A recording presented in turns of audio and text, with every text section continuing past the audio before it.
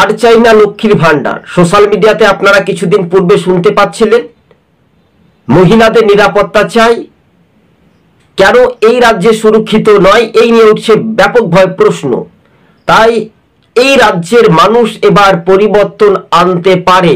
তাহলে কি বিজেপি না অন্যান্য রাজনৈতিক দলের ক্ষমতা দেখবে, অর্থাৎ 26-এ বাংলার মসনদ?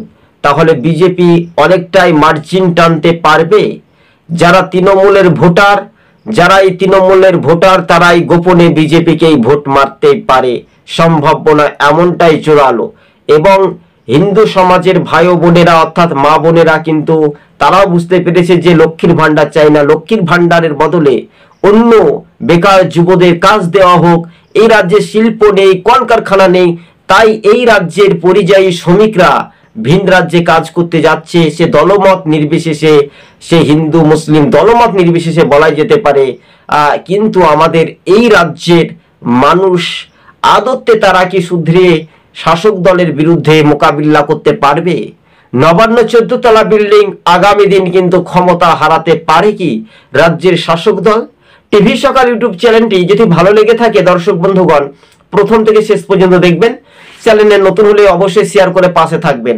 আজকে যখন রাজনৈতিক মহলে যে ভূমিকা, আর সেটাই এখন সোশ্যাল মিডিয়াতেই দ্রুত গতিবেগে এগিয়ে যাওয়ার একটা বড় চ্যালেঞ্জ বা বড় পাওনা, সেটাই শুধু সময়ের অপেক্ষা বলে মনে করছেন রাজনৈতিক মহল।